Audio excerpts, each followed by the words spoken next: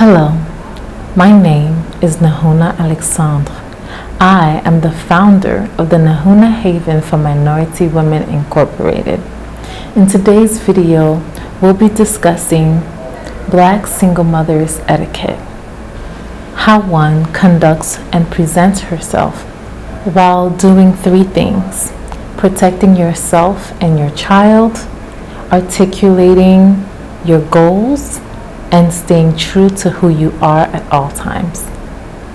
First, to define etiquette. Etiquette is defined as the customary code of polite behavior in society or amongst members of a profession or social group. Here, it's important to take a pause and discuss the pros and cons of conducting oneself with etiquette. Some pros are: 1. Engaging someone in a polite and respectful manner with the hopes that they themselves will return the politeness and respectful demeanor. The goal is being able to articulate your needs and desires without engaging in any arguments, any disrespectful discourse, or being subjected to disrespect or degrading comments or actions in the process. Another pro is that you, by conducting yourself with etiquette, are setting the tone for how you expect to be treated with respect and dignity in every interaction with an individual. Another pro is that by learning the etiquette norms of your culture and that of others, you will become more palatable to not just yourself, your child, and the people in the society in which you live, work, and frequent.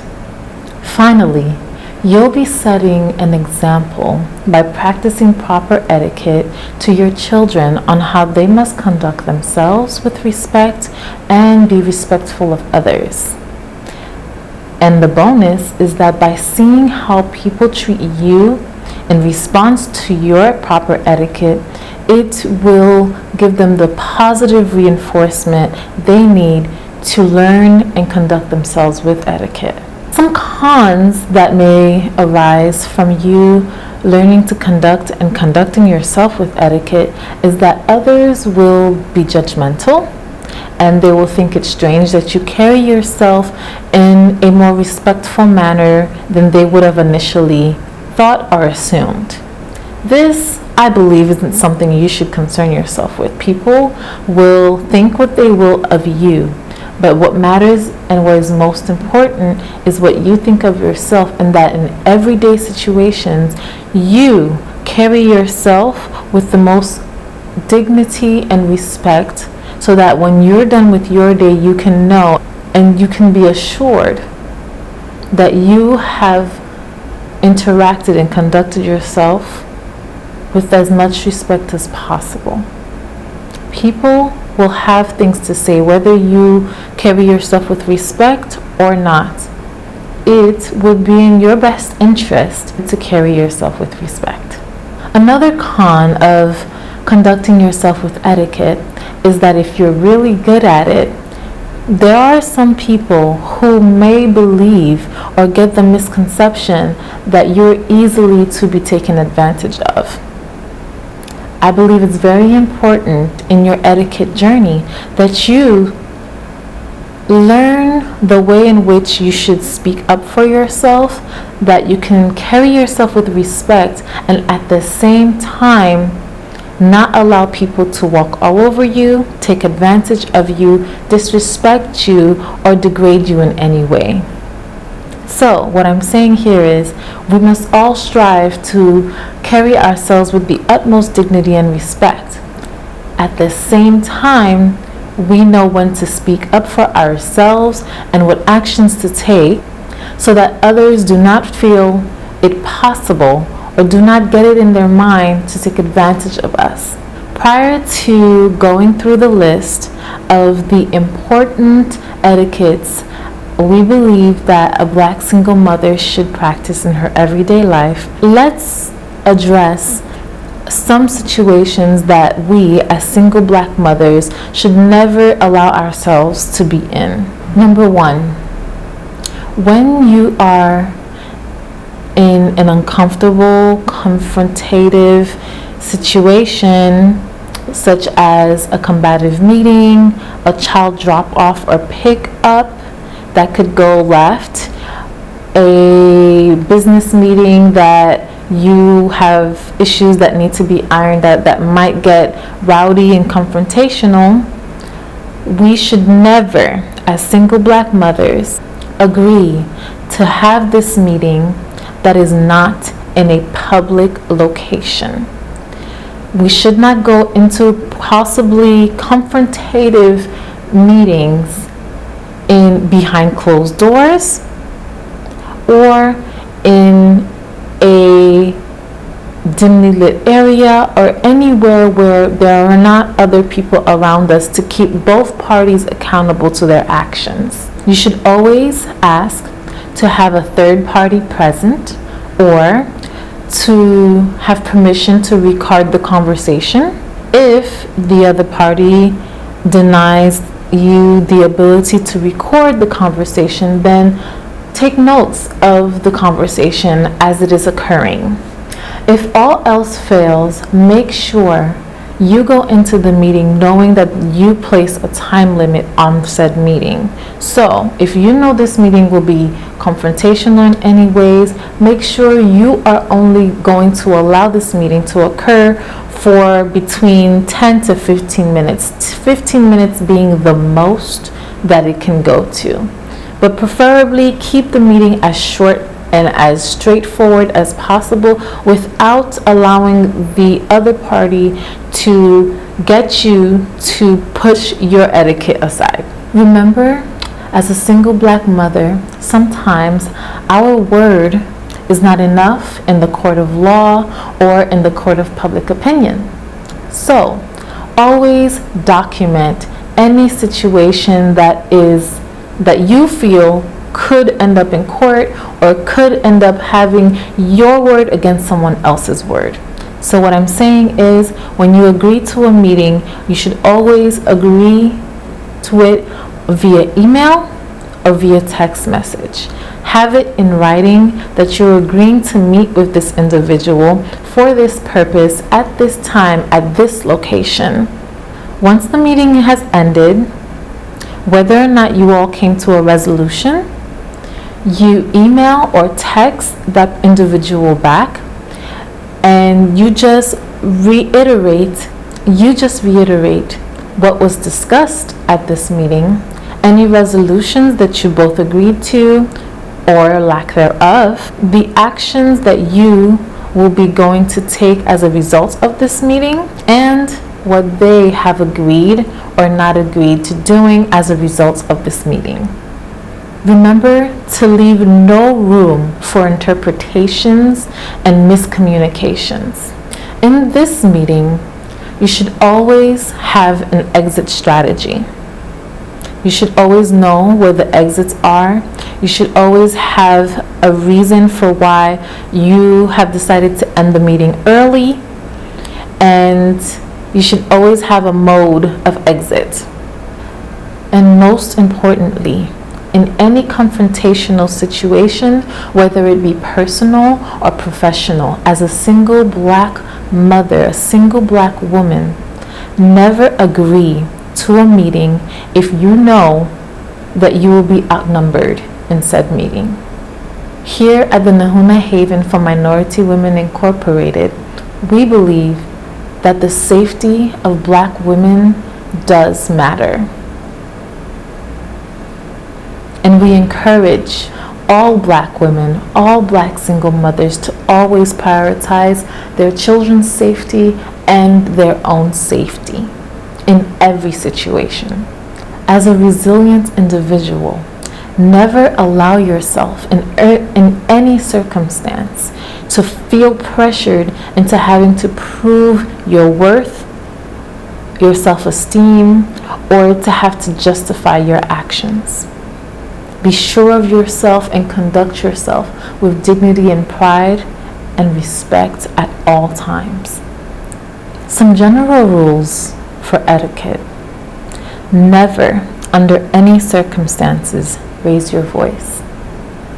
We, as humans, tend to raise our voices when we feel unsafe, when we are angry, when we are unsure, and when we are defending ourselves.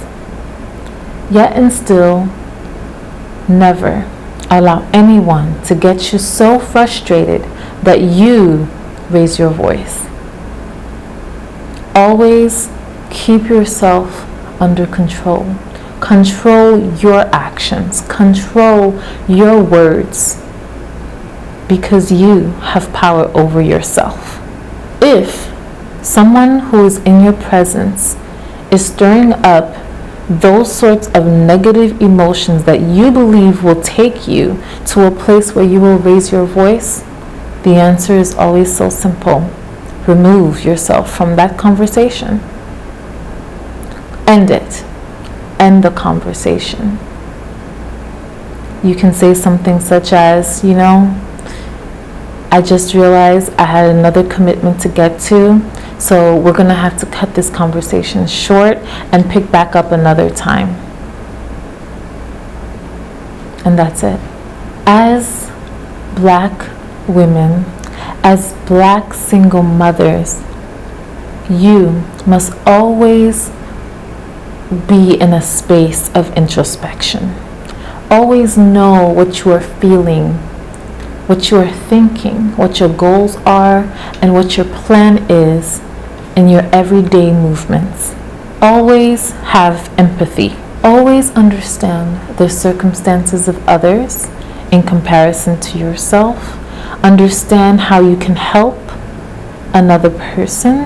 Understand how another person can help you, and how you guys can mutually benefit each other. The next rule is your child comes first. Your child always is your priority, followed exclusively by you. Everything you do is for the benefit of the child or children you are raising, and for the benefit of yourself and the life you are creating for your family. The next rule is to never stop learning. Always keep perfecting your skills, perfecting your knowledge, acquiring more knowledge, as much knowledge as possible. Always implement the good things that you're learning into your life, figuring out ways to improve the quality of your life. To help you with that agenda, you can become a member of our organization and make use of all the events that we have, where you can network with some like-minded women. You can learn and get more knowledge and information about current events, social political happenings and culture, and just widen your horizons. We are here to help you improve the quality of your life. So come and join us. Next, as a single mother, you can still desire to have a man in your life. You may still want marriage. You may still want companionship. So, you must have standards for yourself and the life you want. For yourself, your child, and the man that will come into your life. Always have standards. Carry yourself with standards and stand strong on those standards. Ensure that you make it clear to any man who wants to be a part of your life that you expect for the quality of your life to improve by him becoming an addition to that life. If you see that he does not fit the bill, that he is not qualified to improve the quality of your life, I would encourage you to move on, and move on rather quickly. The time for second and third chances are over. What we as single Black mothers should always remember is that how we allow a man, a romantic partner, a husband, a boyfriend, or a companion to treat us will inevitably leave an impression on our children. And that is a very important task. So it is our responsibility to make sure we set very well examples for our children on what we expect for ourselves and what we would like for them to expect of others that will inevitably join into their lives. The kind of man you allow into your life will be expressing to your child what you believe is okay and how you believe it's okay to be treated by a man or a romantic partner. Do not take that responsibility lightly. As her mother, you set the bar for the type of men that you all will allow in your lives. Of course, when and if you realize you have not selected the best partner, even if that is your child's father, you as an individual can make a change in your life and choose not to any longer pursue that man or allow that man into your life. It is okay to make a mistake. Sometimes it is inevitable, especially as humans and dealing with other human beings who lie and put on an affront about who they are. When you realize you've made a mistake, it's okay to acknowledge that mistake and pivot. Learn from your mistake. Do not allow your daughter or your son to believe that it is okay to grow up in an environment that lacks love and that is filled with domestic violence or any sort of violence, because you do not want to raise your children in that kind of environment where they feel like it's okay and they normalize toxic behaviors. At this point, we have arrived at the list of etiquette that we should have as single black mothers. Number 1, we should have proper in-person conversational etiquette. In any given conversation, you should go into your conversation knowing what your goals are, what you are trying to articulate, the best way to be concise and direct about what you are articulating, knowing when to speak, knowing when to listen, knowing when to respond, and knowing when to leave room for analysis and thinking. Always leave a conversation getting the information you have desired to acquire, and of course not giving too much information out, and leaving the conversation with your dignity still intact, with respect still on the table between both parties. Number 2, phone etiquette. When you are on the phone, it's important to speak clearly, to be concise, and to eliminate any point of miscommunications. Keep your phone calls brief and always assume in 2023 that the person on the other line is recording your conversation. So it would behoove you to conduct yourself and speak with respect. Do not use vulgar language. Do not gossip about others. And always speak of yourself and your family in high regards. Number 3 is email etiquette. Always draft your emails, proofread your emails, rewrite your emails, and then add in the recipient of the email and send it. So, when you're writing an email, you're going to you're going to leave the recipient blank when you first start. Then you will go to the subject line. Always make sure that you have a subject. Here is how we would write an email. Say you're writing an email to Mr. Smith about the hair care equipment. So you would open up a composed email. It would be a blank email. You would leave the recipient blank for the time being. You would skip on down to the subject of your email. The subject of your email is the title of your email. So you would write something concise and straight to the point. You would put something such as info on hair equipment. That would be your subject for your email. So then you would jump down to the email section and you would write, Dear Mr. Smith, I think his name was. Dear Mr. Smith, right? You would put, Dear Mr. Smith, as per your request, here is the information regarding the hair equipment. And you would put whatever the information was. We ordered the hair equipment on 9/1/22. The equipment arrived on 9/4/22, and we have started using the equipment. It is working just fine. Thank you. That would be the ending of your email.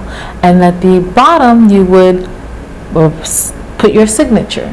Sincerely, your name. And if it's a professional email, you would put your title, your degree, the company you work for, the contact information. So I'll have a whole other video about professional etiquette. Once you have finished writing your signature for a personal email, it can just be sincerely your name. And then you will go back to the recipient portion of the email and put in mrsmith@gmail.com and hit send. Or if it's too late in the day, you schedule it to go out the next morning at 5 o'clock in the morning. Number 5, office etiquette. You should always dress respectfully to the dress code. You should always be well groomed. You should always maintain an impeccable personal hygiene. You should always be well versed in the work that you are performing. You should always know your worth in the company that you are in and how you help to improve the company and bring them closer to their goals and their bottom line. You should respect the authority figures at the office. However, you should always strive to get a promotion, to get your accolades that you are due, to get the bonuses. You should always strive to achieve more. Do not allow anyone to take advantage of your time, your work, or short you when it comes to the salary that you're owed.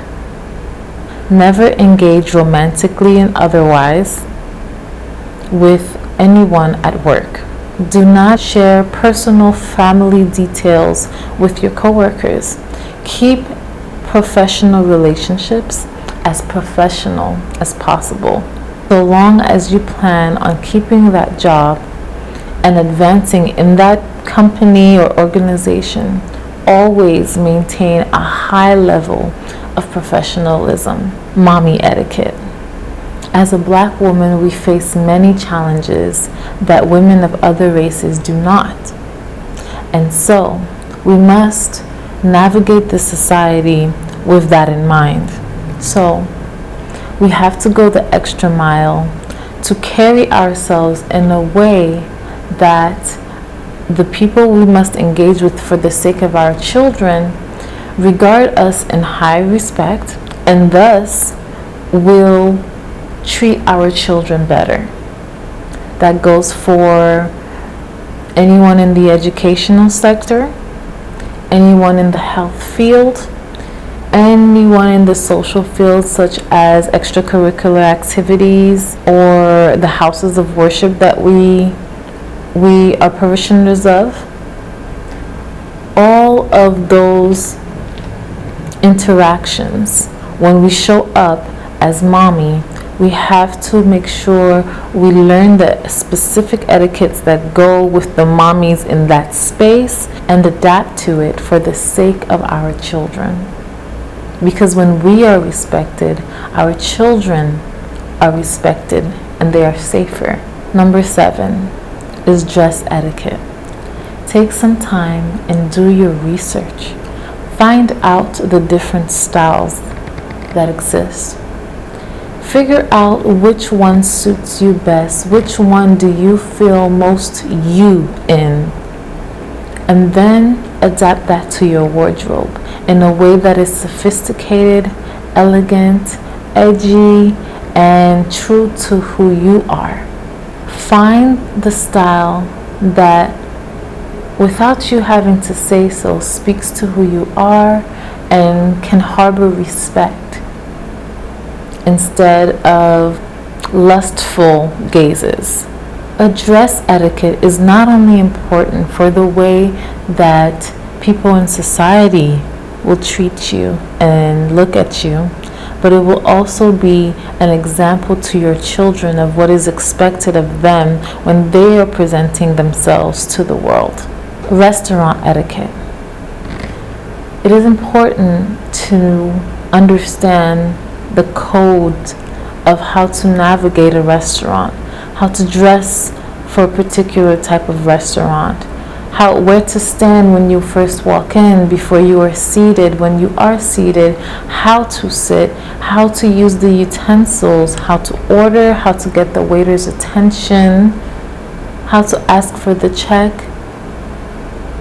who is expected to pay, what time to arrive at a dinner in a restaurant, how long one can stay at a restaurant for a dinner, so on and so forth. These are also very important to know.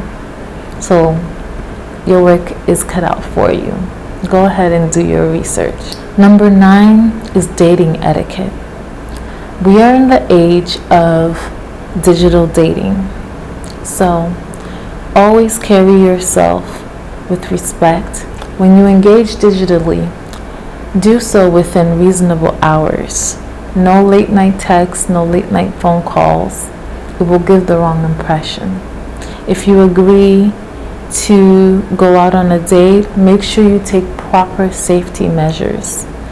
Make sure you are dressed appropriately. Make sure your family and friends know where you are, who you are with, how to contact you in case your phone is off, where you will be, what time you expect to get there, and what time you expect to return. From the beginning, when you first meet someone, always make it crystal clear what your expectations are. If it is dating, it is strictly dating, and you make that clear that you're not looking for anything casual. If you're looking for marriage, make that be known from the very beginning so you can weed out the people who are not aligned with your dating goals. Preserve your time and your energy. Family etiquette. Always, always, always present your family well. Make your family values known to your entire family. Always stand up for your family. Always love, care for, and provide for your family. There are a few more etiquette styles that I believe are important for single black mothers. Look forward to part 2. We will end this video with this thought. When you practice and perfect the etiquettes that I have listed previously, you become more palatable. Your life can be made a little bit easier when navigating society, And it will become that much easier for you to evaluate and truly see the people in your life who have true class versus those who have mastered the technique of being silent because they have no etiquette or class. So I hope this video has brought value into your life, and I encourage you to support the Nahounha Haven for Minority Women Incorporated by donating to our goals and by becoming a member, subscribing to this channel for more videos, following us on Instagram or Facebook. Thank you so much for spending time with us today, and we will see you in part 2 of this video. So have a wonderful day. Bye.